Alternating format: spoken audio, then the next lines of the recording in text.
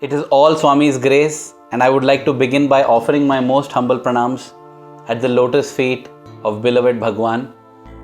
In the 1990s, when Swami would walk around for darshan, he used to have a couple of gentlemen trailing him, walking behind him, helping him in collecting the letters and giving any possible assistance that he needed. Now, when I say give assistance, it is also an opportunity. The avatar needs nobody's assistance. It reminds me of an episode in 2004, when me and one more brother, Jagdish Chandra, we were in the interview room. This was the time Swami had his fall, and therefore, he had difficulty walking, so he would take a little support from someone. So in the interview room, it was such a loving session and we were so overwhelmed with his love that at one point in time, Swami said, I want to get up, I am unable to get up from the chair. And both of us, we stretched out our hand and said, Swami, we'll help you. It was normal, a human reaction, we'll help you. That is the thing, Swami, just because he eats with us, he walks with us, he talks to us, we have to remember his reality always. So the moment we said this, Swami's face, it changed. Swami said, you will help me stand up? No, I will help you stand up. And we realized that is what it is. Yes, he gave us the opportunity to help him up, definitely. But I think every moment Swami keeps reminding us that don't get fooled by this frame, don't get fooled by these actions. These are all done so that you get the joy of interacting with God. But at the same time, in that joy of interaction, don't forget the reality. Be aware of the reality. And that reality, the first stage is to remember that Swami is God. And the final stage is to realize that me and Swami are one. There is me in Swami as well. So, as I said, all these opportunities that Swami gives to be of assistance to him, to help him. And when I say help him, assist him, it's not just in the time when Swami was physically present on planet Earth. Even now, when we participate in what we consider as Swami's mission of love, we are getting the opportunity to do that, to be Swami's instrument, to, in quotes, help him. But we have to always remember that all these Swami can do by himself. Doesn't need. But it's an opportunity that we are getting to redeem ourselves. So during those years, two gentlemen had this opportunity to walk behind Swami and help him. The time I joined higher secondary school, this was in 1998, this opportunity was discontinued. And Swami would walk all by himself throughout the darshan session. And corresponding to this, now when we look back, we realize all this is part of the master plan. Now when Swami is walking by himself, he cannot collect all letters, right? He can collect only as many letters as both his hands can hold. So Swami would often do that, collect letters, and then when somebody is offering a letter, Swami would say, what can I do? My hands are full. When the two gentlemen would walk behind him, he would keep giving the letters back and they would collect it in a cover, and a lot of letters could be received.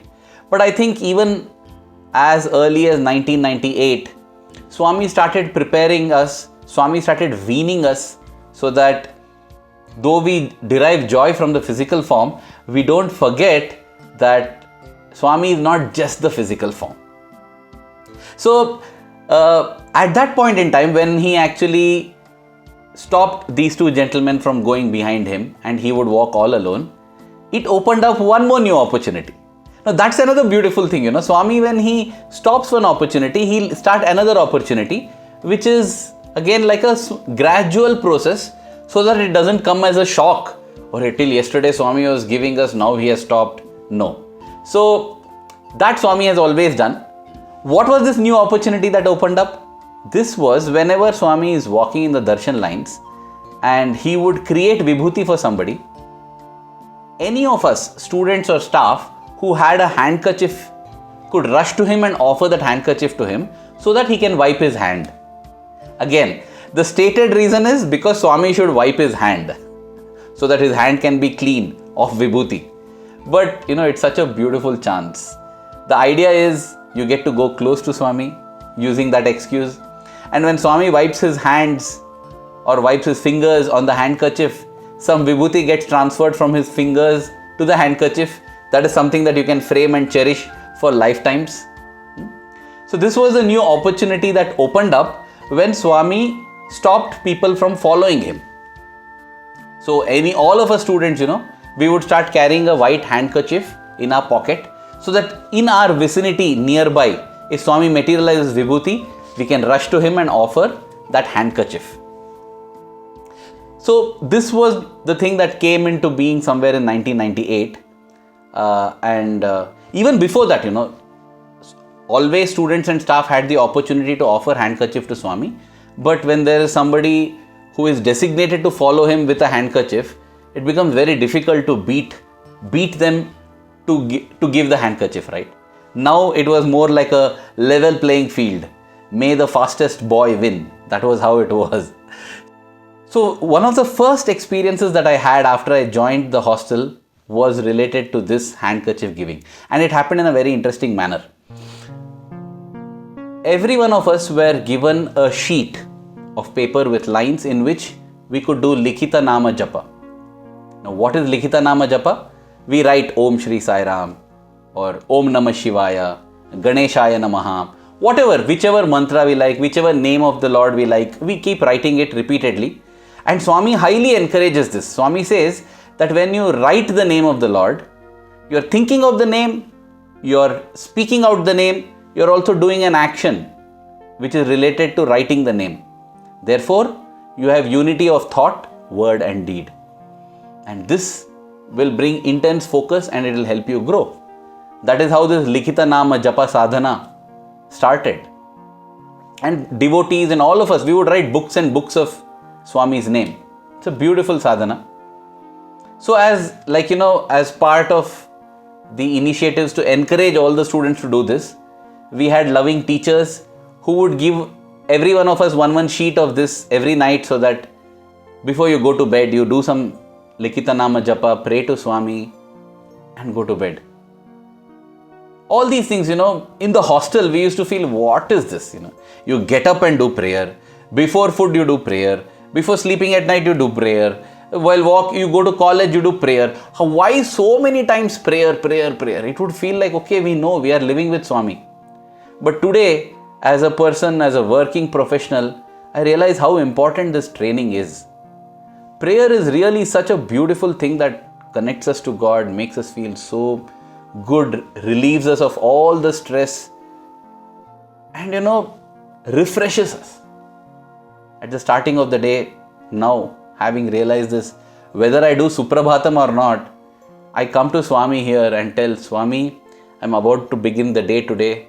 May all the actions that I perform be in a manner that you are happy. Bless me, let whatever happen, let me take it as your gift to me. That changes my attitude so much. That brings in so much of calm. Whenever I remember to do this, some days I forget and it's not so good.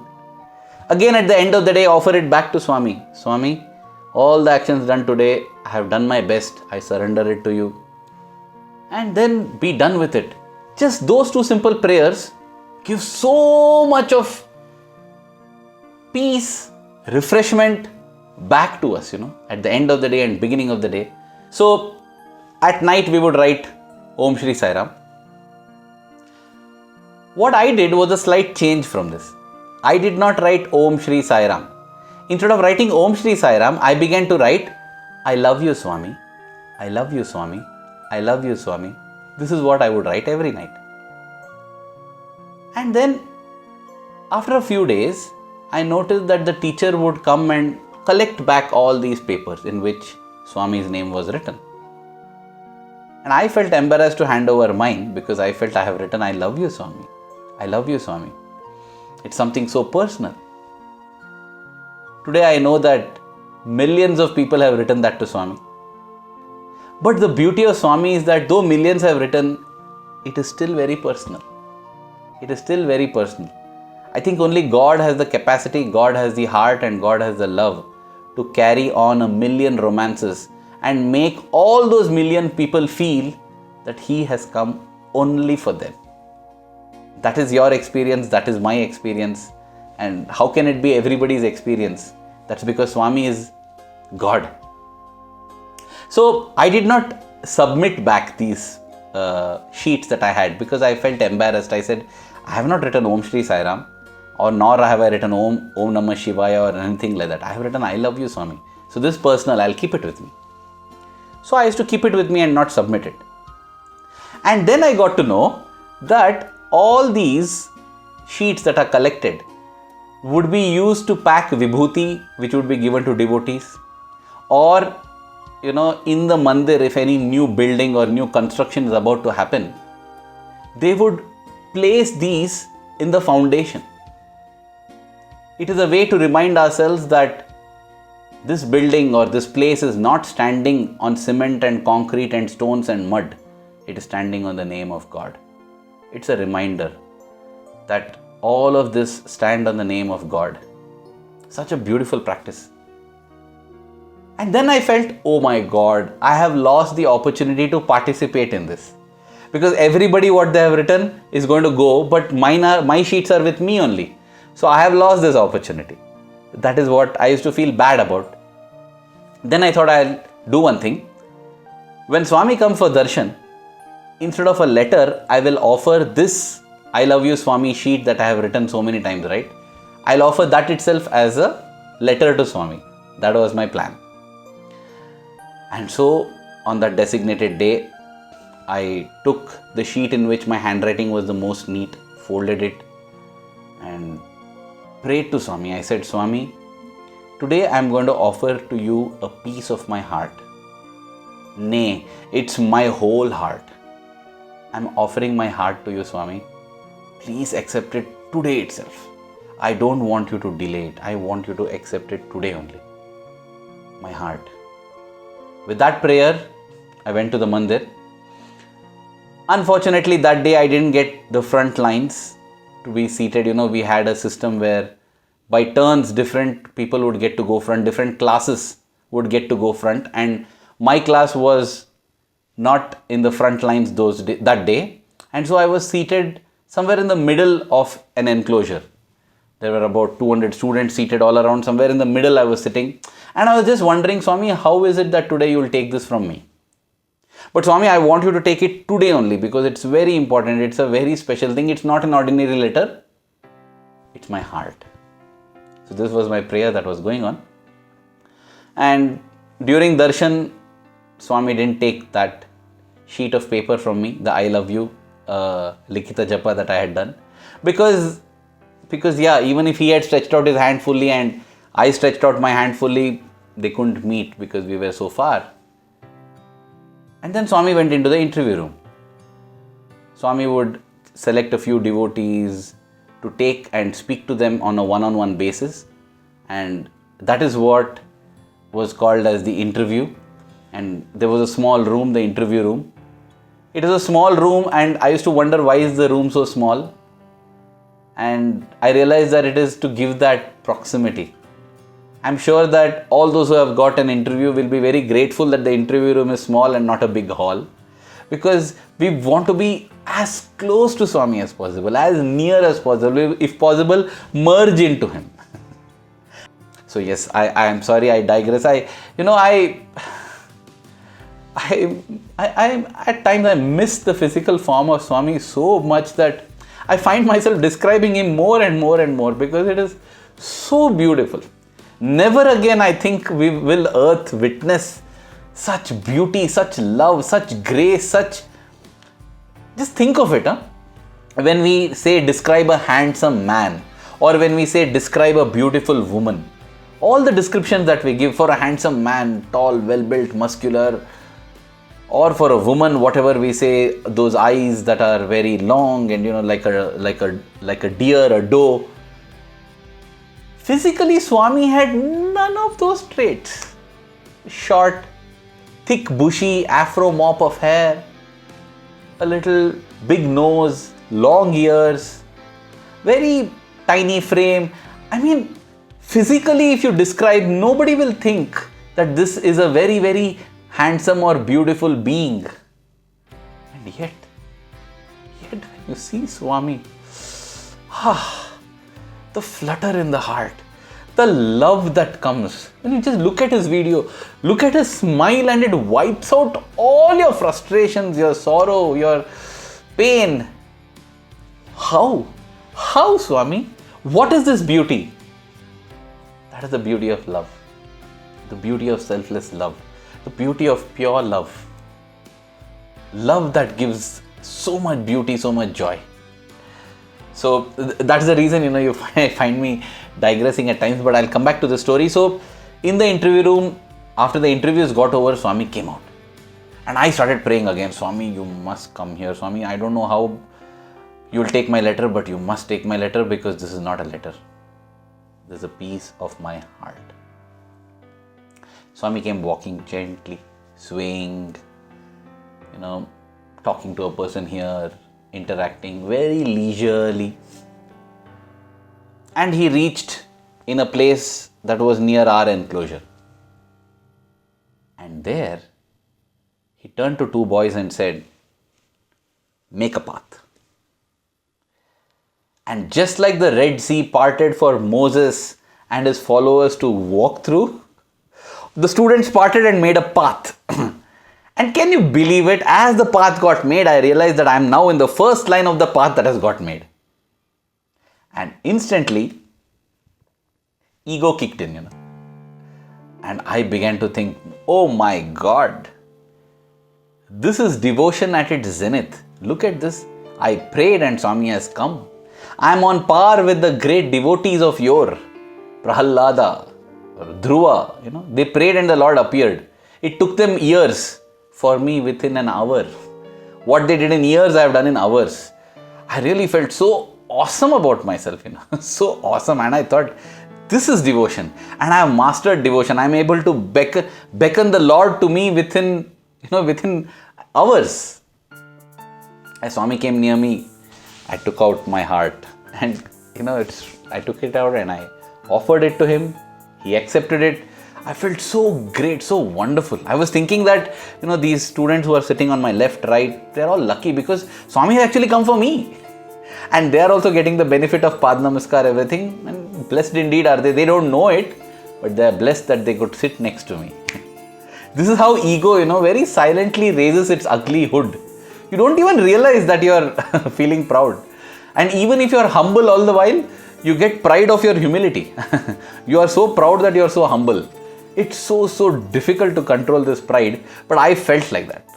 And I saw that they were on both sides, they were touching his feet, and I waited for them because I knew Swami would wait for me also to take Namaskar. After all, he has come for me. And sure enough, Swami waited. So once they finished their Namaskar, I bent on to touch his feet.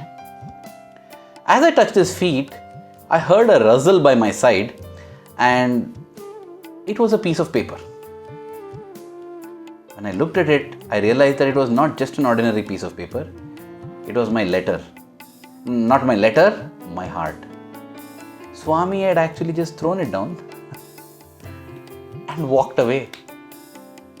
And an instant I came down, from thinking of myself as a great devotee who could pull the Lord. I just felt, oh my God, what did I do? Swami, this was a mistake. Sorry, Swami. No, sorry, Swami. It was your love that you came to me. And I began to think that I'm a great devotee. No, Swami, please don't throw away my heart.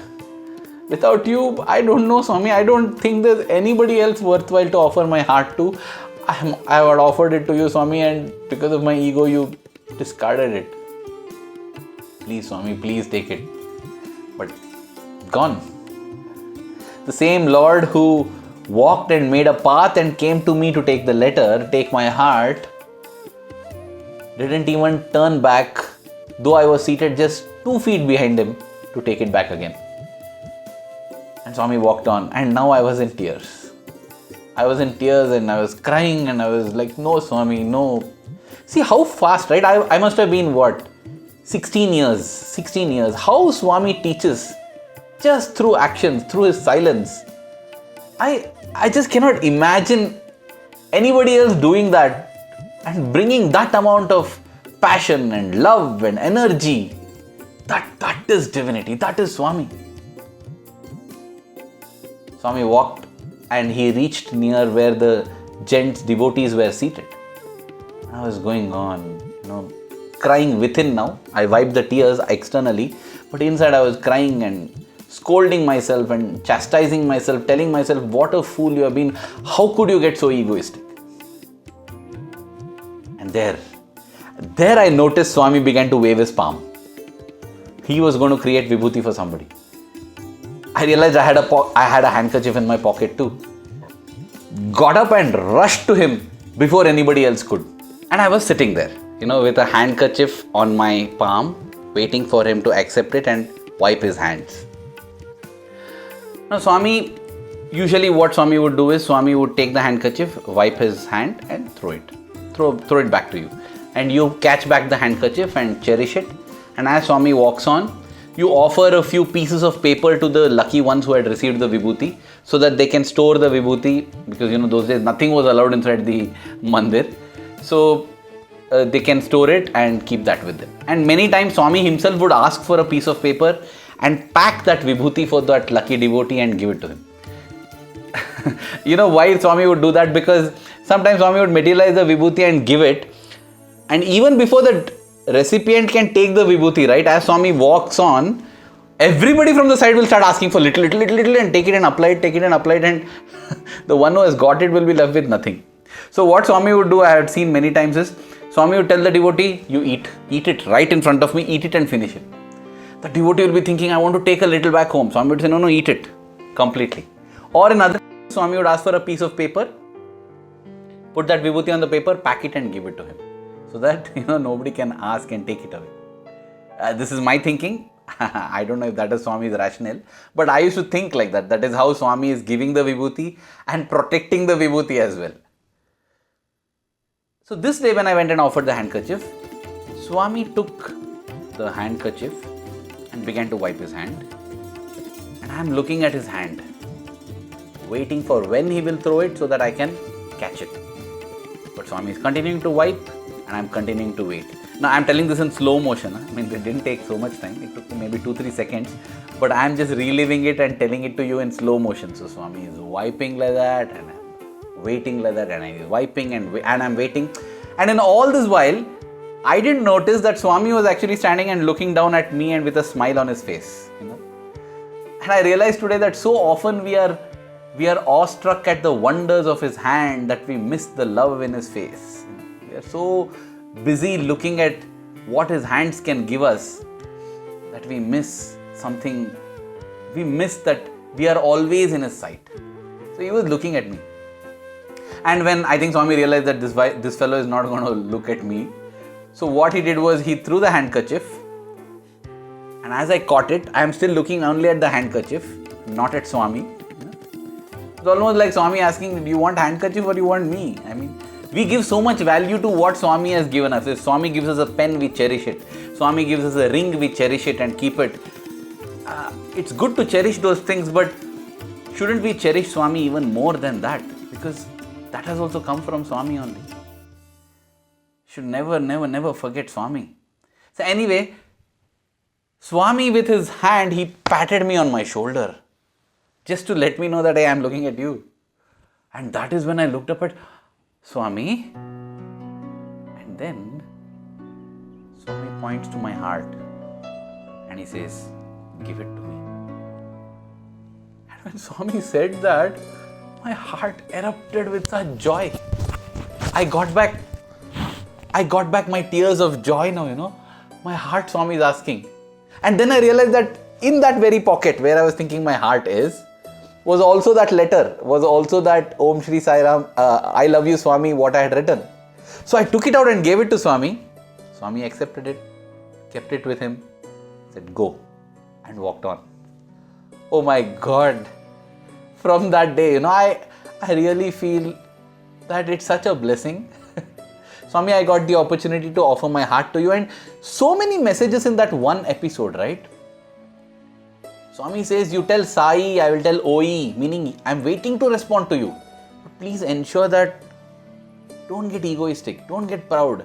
Don't allow anger, don't allow lust, don't allow jealousy, don't allow hatred to come into your heart. Because I cannot stay in such a heart. Keep it clean, I will come. Because I am also searching. I am also searching for a pure heart where I can stay. I am also searching for love. We often think that as devotees we are searching for Swami. Swami, why are you not coming to me? Swami used to sing a poem, Vetukuchunnanu Nenu Vetukuchunnanu. Meaning, I am searching. I am also searching, Swami would say, for a devotee who will give me love, who will give me purity, who will give me a pure heart to stay. But the Lord's love is such that the moment you repent and you give up, you accept that mistake and rectify it and work on it, instantly He responded. That was one of my first experiences with Swami, giving him the handkerchief to wipe. And even the handkerchief in his discourses, Swami says, the handkerchief is symbolic of the mind. Swami would hold up his own handkerchief and say, this is made up of many threads. You start pulling out the threads one by one, at the end nothing will be there. So also the mind is a bundle of thoughts, Swami would say. Start removing your thoughts, giving up your thoughts one by one. The mind will be gone. And that is why Swami says, keep one thought. What is that? The Lord's name. Keep focusing on the Lord's name. And when you get bored, shift it to the Lord's form. And when you get bored, shift it back to the Lord's name. In this manner, when we keep our mind focused only on one thought, the ideal is to reach the stage of amanaska, where there is no thought. But one thought is better than a million thoughts. Even when we think of Swami, so many other thoughts come, but it is still less than the number of thoughts we are plagued with when we are not thinking of Swami.